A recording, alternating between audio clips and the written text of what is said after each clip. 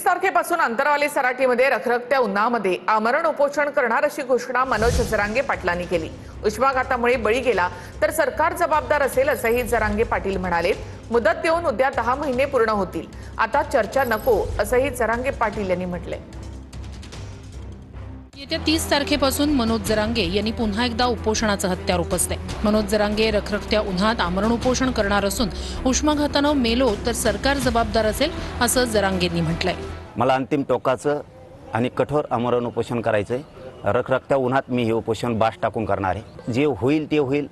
उष्ण घाताचा बळी गेला तरी देवेंद्र फडणवीसांमुळे गेला, सरकारमुळे गेला। हे आंदोलन ते मागे घेतील अशी अपेक्षा घेऊनच मी प्रवास करणार आहे आणि मला वाटतं की त्यातून निश्चितपणे जे अपेक्षित उत्तर आहे ते जरांगे पाटील साहेबांना मिळेल। जरांगे पाटलांच्या संपर्कात आहे आणि माझे सहकारी प्रसाद लाड माझ्या समोर आहे। मी आता उद्या त्यांना जाऊन भेटणार आहे जरांगे पाटलांना आणि आम्ही आता मागच्या 2-3 दिवसात काय कार्यवाही केली त्याची कल्पना त्यांना देणार। येऊ द्या ना, ते काय येतात का पाहण्याला, ते का पाहण्याला येतात। आमचा लाडभाऊ प्रसाद लाडांवरती रोषच नाही आहे।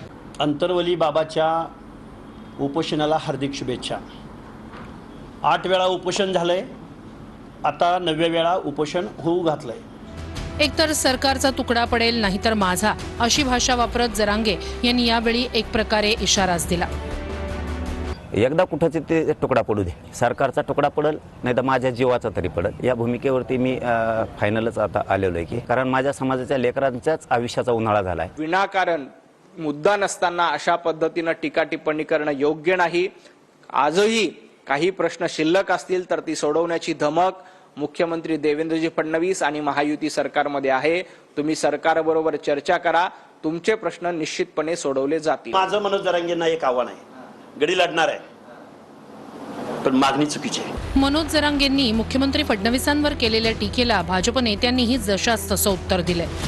संभ्रम मराठा समाजाचा असा घालून दिला की आम्ही आरक्षण द्यायला तयार आहेत पण जरांगे पाटील आम्हाला बोलवित नाही। 17 तारखेला तुमच्या मीडियाच्या बांधवाला सांगितलं ये बाबा दे ना। आता मला वाटतं याच्यातून किमान प्रसाद लाड साहेबांचे डोळे उघडतील। मला त्यांना टार्गेट करायचं नाही पण डोळे उघडले असतील मात्र एवढं खरं की तो हा देवेंद्र फडणवीस किती कलाकार आहे। हे आंदोलन मराठा समाजासाठी नसून हे आंदोलन महाराष्ट्राचे सन्माननीय लोकप्रिय मुख्यमंत्री देवेंद्र फडणवीसजी यांना टार्गेट करण्यासाठी आंदोलन आहे। सूर्यावरती थुंकल्यामुळे सूर्याला काही फरक पडत नसतो, ती थुंकी आपल्यावरती परत येत असते। आणि कलाकार आणि कलाकारगिरी हा महाराष्ट्र पाहतोय आणि त्याच्यामुळे पहिल्या दिवसापासून आमचं म्हणणं राहिलंय की जरांगे दादांनी आंदोलन करावं, आम्ही सोबत आहोत। प्रसाद लाड आमचे आमदार जाऊन भेटलेत आणि त्यांनी काही गोष्टी त्यांच्या मागण्या ज्या आहेत त्या ऐकून घेतलेल्या आहेत।